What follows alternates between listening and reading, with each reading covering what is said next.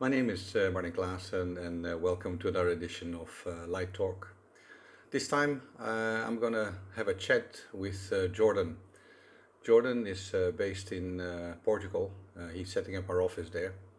And I thought in this time of social distancing, maybe it's interesting to have a chat with somebody who's really far away and just compare some notes, how things are going in Portugal and how things are going here in Singapore with our work and how it impacts our daily lives and our work. So I'll have a chat with Jordan.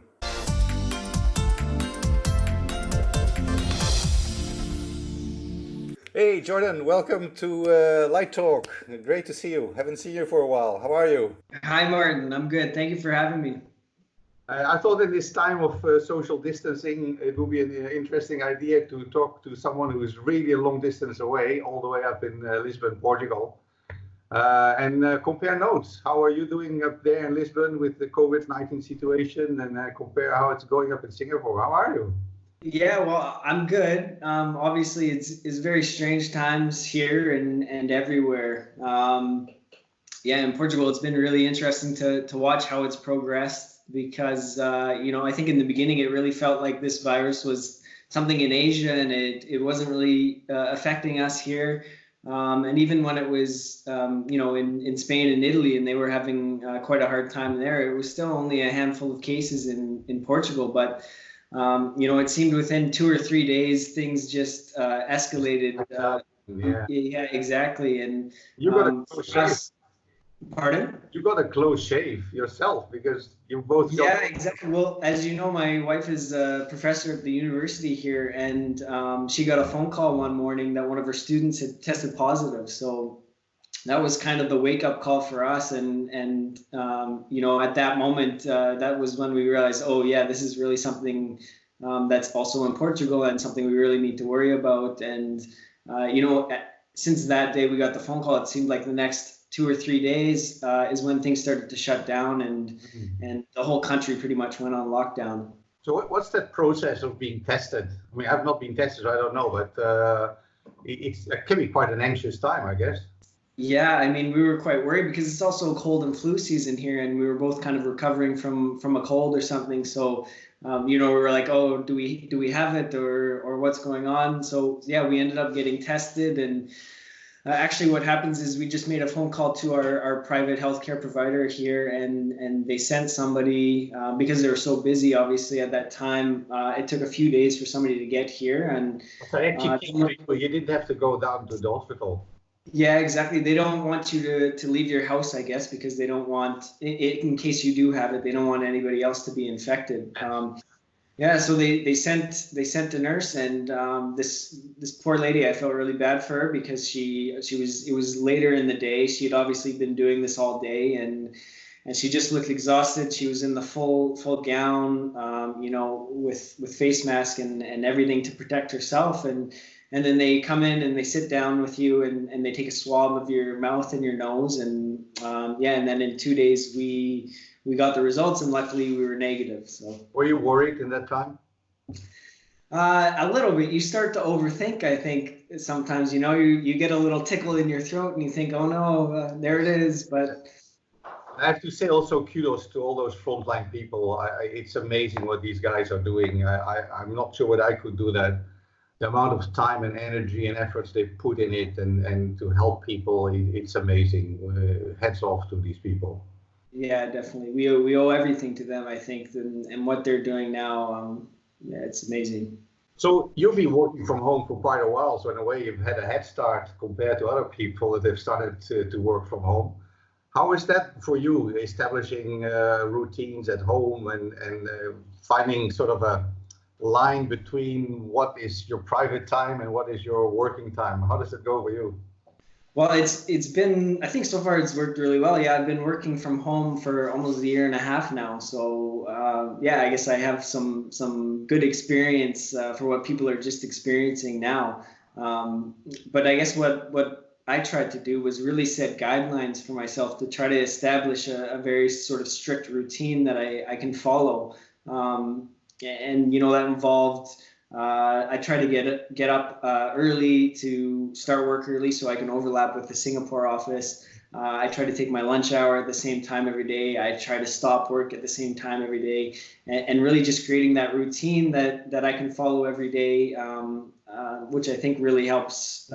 You can get out to exercise. There's no 100% lockdown, right? You can still leave to get some fresh air and exercise. Yeah, that's right. And I think that's really important because when you're working at home, sometimes on your own, you can get a little stir crazy. And I Yes. think it's really important to get outside. And at least in Portugal, we're still allowed to go outside if we're exercising or walking your dog.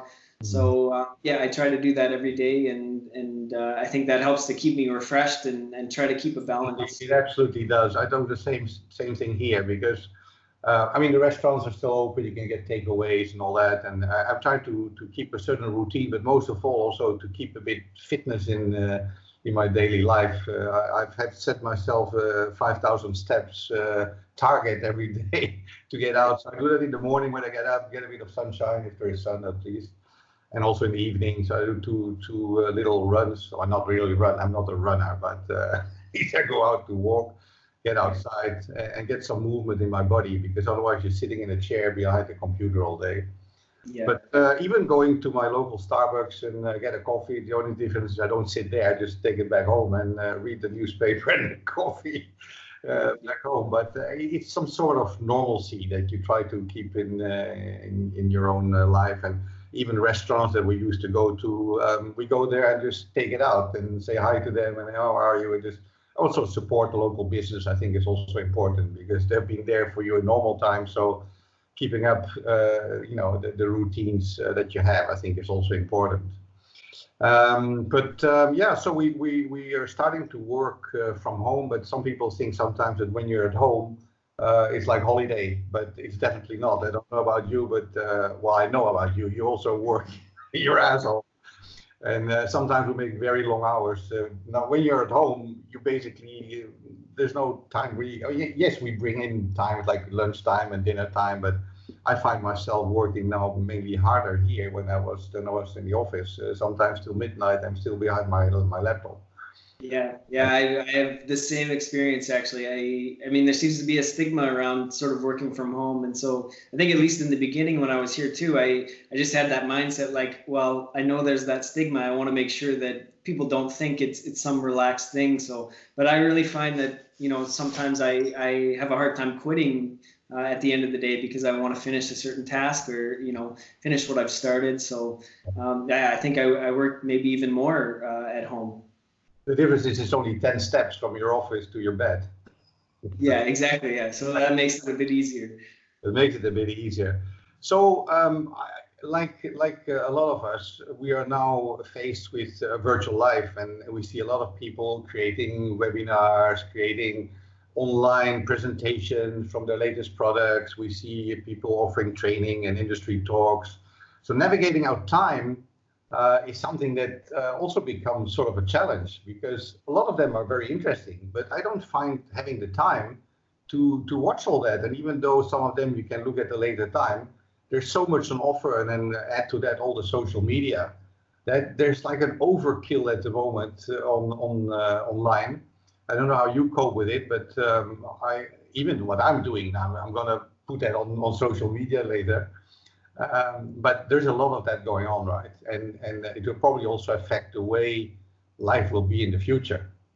Yeah, that's right. It seems like everybody's online now and nobody can go out. So yeah, it just seems like a flood of information and webinars and manufacturer shows, training and industries talks and everything like that. It's difficult to know which one's worth your time and which ones aren't.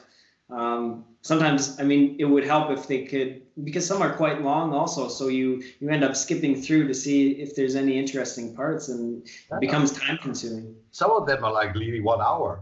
Yeah, that's right. And even though a lot of it is interesting, you still need to make the time to actually physically and go and listen to it. So yeah, it's I think we're all adjusting. And the other part that we have to adjust to is communicating with our loved ones.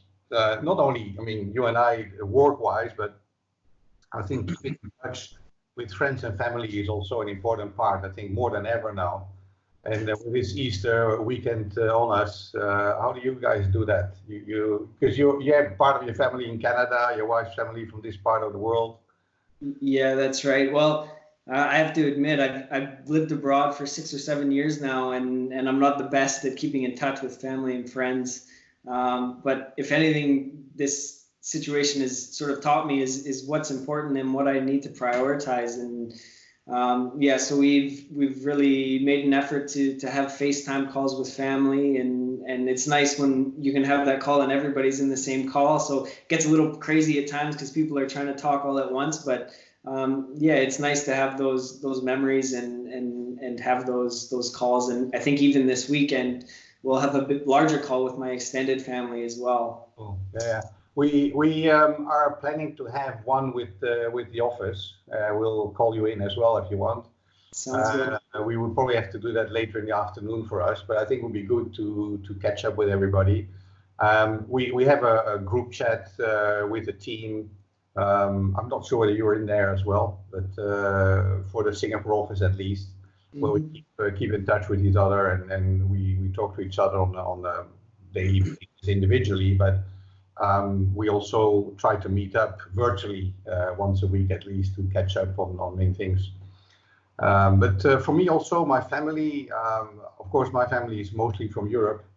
I've got Australia on one hand and Europe on the other hand. So we are organizing tomorrow, Easter morning, like a virtual family meeting, also on social. Well, what do you call it, on Skype, or I think we got a Zoom. Zoom, yeah. Some Zoom thing organized. Where my mother, who's approaching 92, will be able to meet with all her children and grandchildren, and she's given us a task to color an egg or decorate an egg, because we can't do the egg hunt. So, okay, why don't you guys just each of you color or decorate an egg and show me each of you what you've done? I thought it was a quite nice idea, so we'll be doing that. And but it's nice. We do that, and we can also record it, like we are recording our conversation now, and then at a later stage she can look at it again, and I think Great memory, yeah. we are learning to navigate also with technology, understanding how we can use all that. Anyhow, good to talk to you, Jordan. I would say stay well, stay safe, say hi to your wife, and we'll talk soon. Okay, thanks, Martin. Stay safe as well, and thanks for having me. You take care. See you. Bye.